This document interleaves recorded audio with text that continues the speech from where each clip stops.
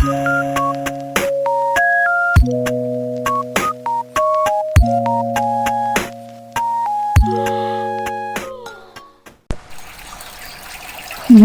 Buddhaya Soti Hotu.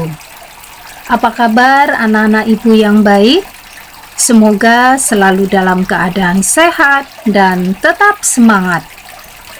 Jumpa kembali dengan Bu Warina dalam pembelajaran pendidikan agama Buddha dan Budi Pekerti kelas 5 dengan materi godaan mara pada saat Pertapa Gotama bertapa menyiksa diri. Setelah mengikuti kegiatan pembelajaran ini, diharapkan kalian mampu menjelaskan berbagai macam godaan mara. 2. Mampu menjelaskan tanda-tanda munculnya mara. 3. Mampu menjelaskan cara Pertapa Gotama menghadapi godaan mara. Mari ikuti video ini sampai selesai. Jangan lupa klik like, subscribe, dan nyalakan loncengnya ya, agar kalian senantiasa bisa mengetahui video terbaru dari Ibu. Anak-anak, masihkah kalian ingat tentang mara yang mencegah Pertapa Gotama saat akan meninggalkan istana beserta Cana, yaitu pada saat pelepasan agung? Mara berkata kepada Pangeran Siddhartha, "Oh Bodhisatwa muda nan berani, janganlah meninggalkan keduniawian. Engkau tidak perlu menjadi biku, karena 7 hari nanti harta roda agung akan muncul di hadapanmu.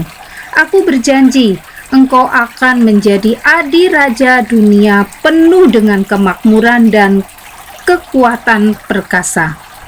Kembalilah ke istanamu, Pangeran, kembalilah." Namun, Pangeran Siddhartha tidak tertarik apa yang dijanjikan oleh Mara. Ternyata, Mara merasa tidak senang atas apa yang diucapkan Pertapa Gotama pada saat meninggalkan istana. Mara pun mengikuti Pangeran Siddhartha selama 6 tahun untuk mencari kesempatan menyingkirkan Pangeran Siddhartha. Mara menunggu pikiran Pangeran Siddhartha lengah. Mara berkata, "Jika pikiranmu muncul kebencian, keserakahan, dan kebodohan, saat itu aku akan mengakhiri hidupmu." Namun, sampai saat ini Mara tidak berhasil menemukan pikiran seperti itu. Justru, semangat Pangeran Siddhartha sangat tinggi dalam melakukan praktek Dukaracarya. Sementara itu, beberapa dewa yaitu Dewa Saka, Dewa Pancasika, Dewa Suyama, Dewa Santusita, Brahma Sahampati, Sang Raja Naga Mahakala mendatangi Pertapa Gotama. Mereka memberikan hormat dan ingin menyaksikan Pertapa Gotama mencapai kebudaan. Melihat kegigihan Pangeran Siddhartha dalam mencapai kesempurnaan, Mara kemudian mengumpulkan pasukan perang dari kediamannya dan berkata, "Ubahlah dirimu menjadi berbagai bentuk yang menakutkan dan segera serang Pangeran Siddhartha, laksana air deras dahsyat yang menyapu dengan sangat kuat." Dan ia sendiri mengubah menjadi setan penebar rasa ngeri dengan 1000 lengan yang masing-masing mengayunkan senjata maut. Dengan bertunggangkan gajah bengis Girimekala, ia memimpin pasukannya dan menempati ruang sampai seluas 12 yojana di depan, kanan, kiri dirinya sampai akhir batas cakrawala di belakang, dan 9 yojana di atas dirinya. Namun, Pertapa Gotama tetap tenang, sementara rombongan dewa menyingkir. Sebenarnya, tanda-tanda munculnya Mara sudah diketahui. 1. Ribuan meteor jatuh dengan lebat dan menakutkan. 2. Kegelapan total timbul seiring dengan munculnya halimun. 3. Samudra dan bumi berguncang keras. 4. Kabut muncul di samudra. 5. Banyak sungai yang airnya mengalir ke hulu. 6. Puncak-puncak gunung runtuh ke tanah. 7. Banyak pepohonan yang tumbang.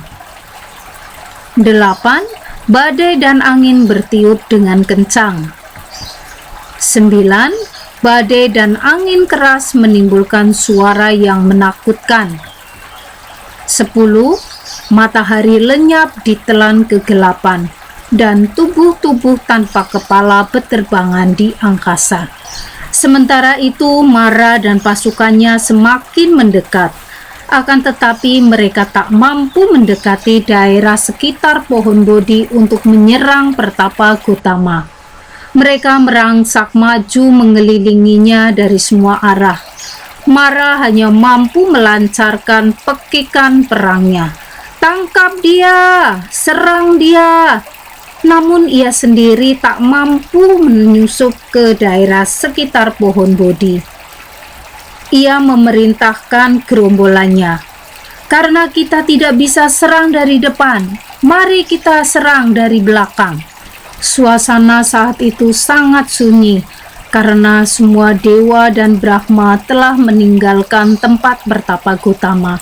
Hanya pasukan Mara dalam jumlah yang besar siap menyerangnya dari semua penjuru. Lalu Pertapa Gotama berpikir, begitu hebatnya serangan Mara terhadap diriku, ibuku, ayahku, saudaraku, maupun anggota keluargaku yang lain, tak satu pun dari mereka berada di sini. Hanya 10 kesempurnaan atau parami yang telah kukembangkan dan kulatih sedemikian lamanya, inilah yang akan menemaniku dan menjadi pelindungku satu-satunya.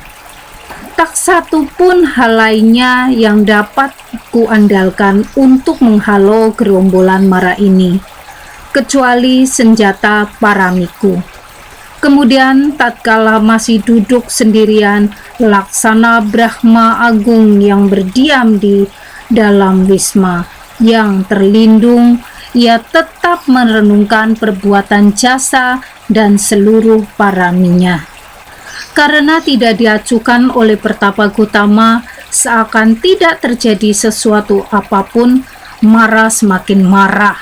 Ia berencana meluncurkan berbagai senjata mautnya satu persatu. Ia berpikir, dengan melepaskan ke-9 senjata maut ini secara berturut-turut, akan kuremukkan tulangnya berkeping-keping.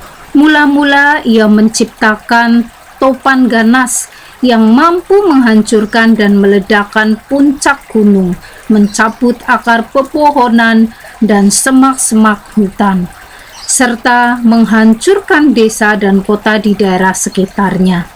Akan tetapi tatkala topan itu mendekat Pertapa Gotama, semuanya tak berdaya dan tak mampu membuat ujung jubahnya bergerak sedikit pun.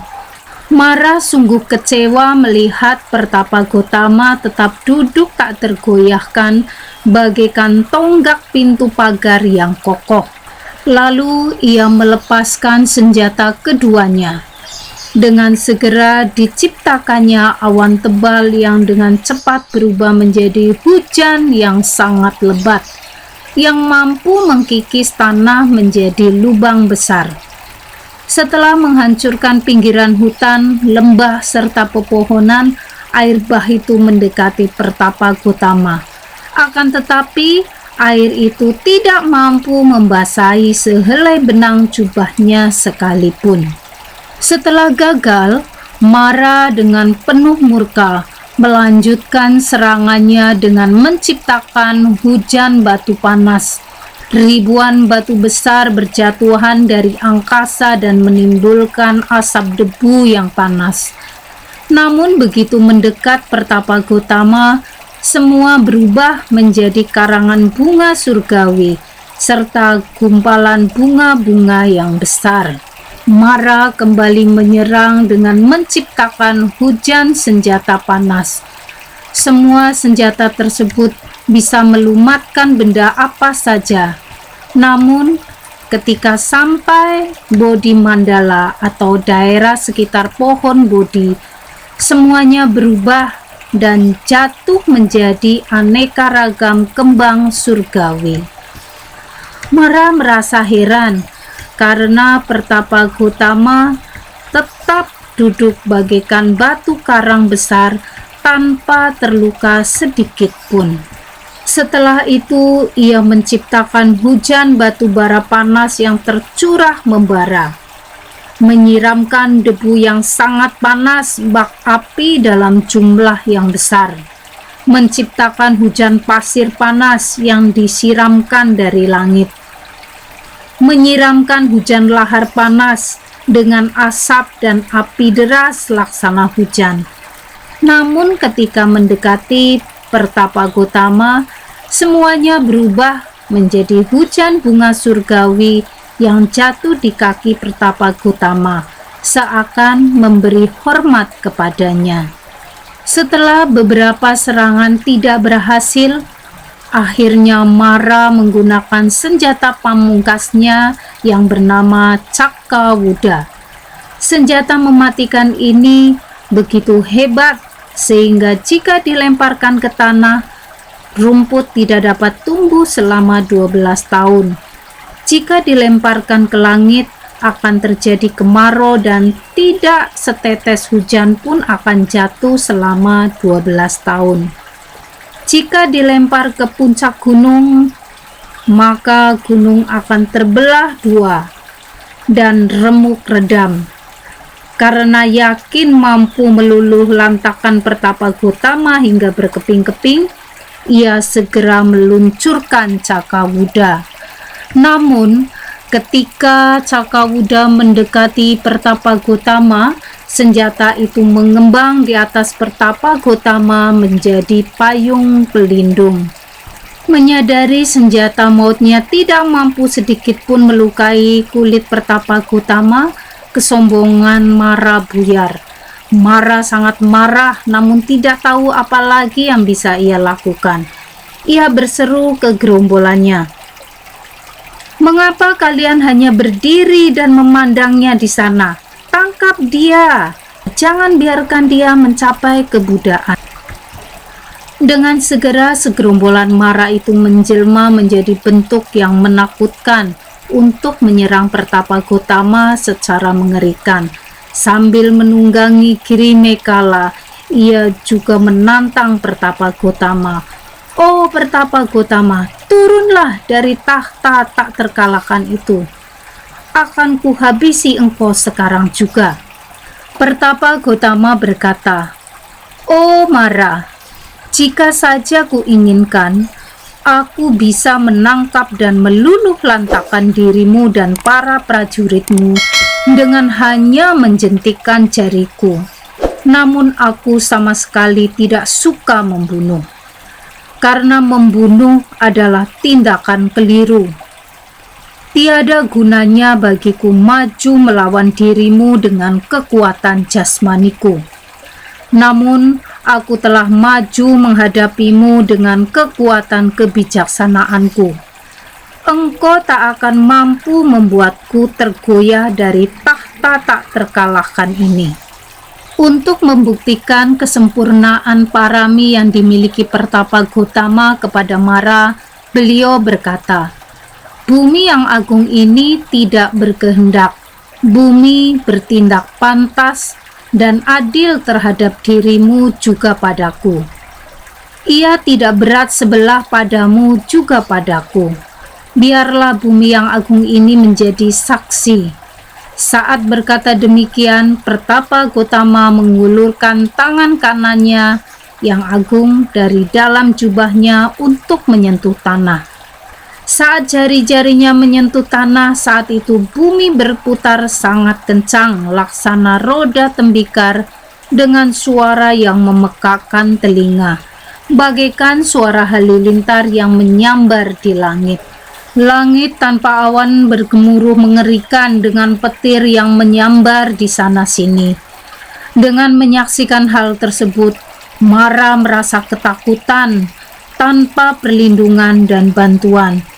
Kemudian melempar panji perangnya, membuang 1000 senjatanya, melarikan diri dengan meninggalkan gajahnya. Gajah Kirimekala berlutut di hadapan Pertapa Gotama sebelum memohon pamit. Melihat tuannya yang telah melarikan diri, pasukan Mara yang besar itu bercerai-berai lari ke segala arah dan menjadi kacau balau bagaikan debu yang bertiup angin. Berita kemenangan Pertapa Gotama tersebar sejauh 10.000 tata dunia. Para dewa dan Brahma bersukacita. Mereka datang dan membungkukkan tubuhnya di hadapan Pertapa Gotama serta memberikan sembah hormat dengan bunga dan wewangian. Demikianlah Pertapa Gotama mengalahkan Mara dengan 10 paramita yang telah dikembangkan selama hidupnya. Demikian pemaparan tentang godaan Mara pada saat Pertapa Gotama bertapa menyiksa diri. Terima kasih atas perhatiannya. Sabe Sata Bawantu Suki Tata. Semoga semua makhluk hidup berbahagia. Sadu, sadu, sadu. Namo Buddhaya, Soti Hotu. Sampai jumpa pada video pembelajaran berikutnya.